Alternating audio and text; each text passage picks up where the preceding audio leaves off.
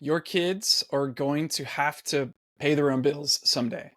They're going to have to earn a living. They're going to go to work. What I hope for my kids is that they take proper inventory of the skills that they have, specifically the skills that they are innately and naturally drawn towards, the ones that you would say and I would say are the ones that they're gifted at.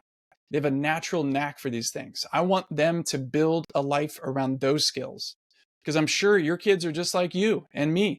They can do a bunch of things, they know a bunch of things, but not all of that belongs within the workday. There are only certain things that every person should do. Now, how do you help someone figure that out? How do you help your kid? That's what we're going to get into.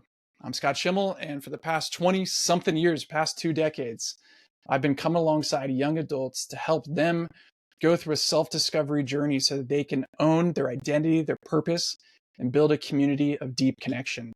I work with parents and other adults like you to guide and teach you how to guide them so that they become self-aware and conscious about the decisions that they make. When I was growing up, particularly teenage years, there was a key moment for me that I will never forget. I'd always felt like someday I'm going to grow up and be a writer. I didn't have imagination necessarily to be a fiction writer, a novelist, but something about writing had always done something for me, even at a young age.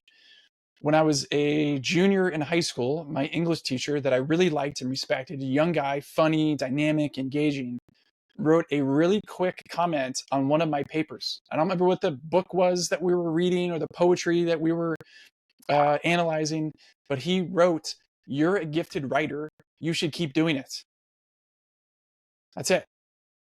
And somehow that external validation from an adult that I respected changed my life.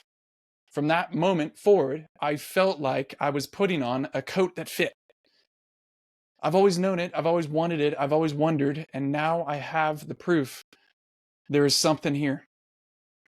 A few years later, there was something that I was complimented and affirmed in, given validation for, also by an older mentor type, an adult that I respect and looked up to, in something that I never had any imagination or ambition for. That was public speaking. I went to give a short announcement in a club meeting, an organization with a bunch of other students. And afterwards, that adult came up to me and said something really similar that my English teacher said. "You're really good at this. You should keep doing it." And somehow, even though I never, ever once wanted to be a public speaker, in fact, I at all costs avoided speaking publicly. I cannot remember more than twice in my entire time in school, kindergarten through 2 years of masters. I didn't pass. I didn't finish. Never once, maybe more than 2 times, ever raised my hand to contribute something. Never.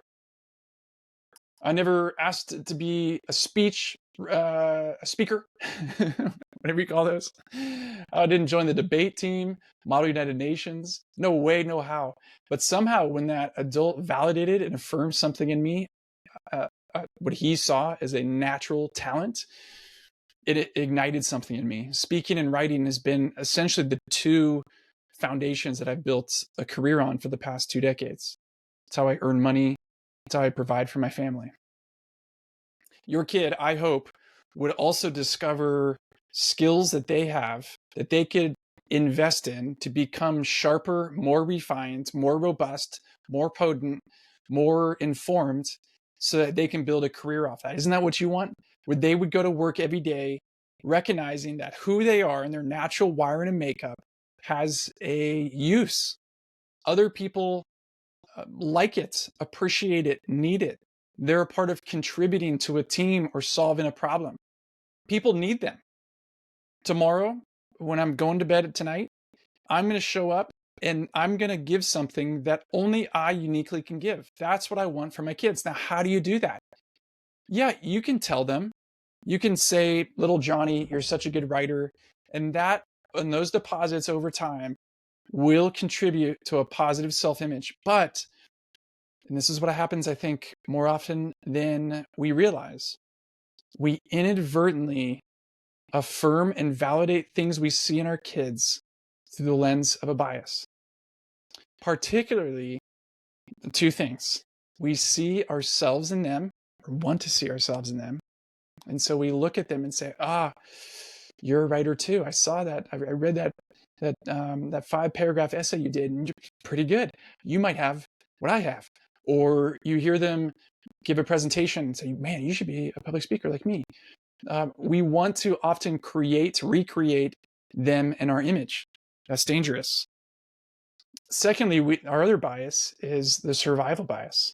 At the end of the day, one of the only things I can judge my parenting over 18-ish years, the success of it, and I'm saying this in a kind of a critical way, is if my kids launch successfully, financially, and become self-sufficient. And so when push comes to shove, my bias is I'm going to look to validate and affirm the skills in my kids that have a value in the workplace, in the marketplace.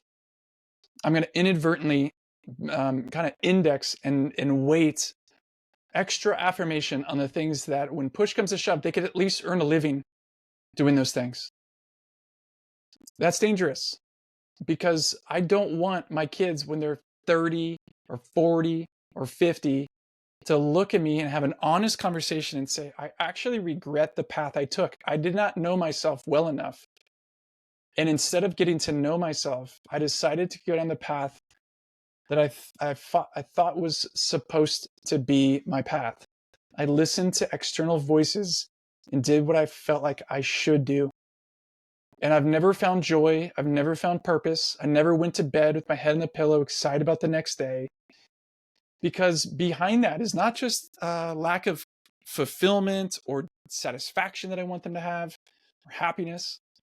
Behind that also, this is what research shows, the people that have an innate draw, an intrinsic draw towards work will achieve more. Frankly, they'll work harder and they'll achieve more. So it's not just that I want little Johnny to feel happy when he goes to work and be fulfilled and be self-actualized. I care about that stuff. There's also a pragmatic sense of I want you to find something that expresses your natural innate skills, because that's going to be better for your survival. So how do you do that? We have a process. It's very narrative based. There are assessments. I want you to know there are assessments that you can take. StrengthsFinder, there's a bunch of others. If you want, reach out to me. You probably know them from work. Your school probably offers them already to your kids. The problem that I've seen is not the inaccuracy of those assessments and tests, those inventories, but their skills and talents and their strengths. The problem is we rarely actually walk through with the results of those things with our kids, so it becomes something that they own, so they understand it, own it, and use it to make decisions. Instead, what we found over working with thousands of young people, lots of transitioning veterans and other people, is that walking them through a narrative-based approach to identify the threads of skills and talents within their own personal history is a much stronger foundation for them to, one, get clear, but two, use that clarity to make better decisions. So we have that available in an article on our website. So we'll leak a little bit to the show notes here. But what we want more than anything is for you to feel equipped to help your kid figure out for themselves what they're naturally wired to do. I'd love to hear from you what you've been learning about how to do this well. Maybe some of your regret stories about how you listened to external voices and unfortunately took you down the wrong path, something that has not fulfilled you. I'd love to hear those stories. Not because I want to commiserate, because I want to build a larger bank of people like you that wish when they were 17 or 20 or 12 had been given the opportunity to be guided to self-discovery and clarity, because I think kids need to hear those stories as well. So I'll see you soon.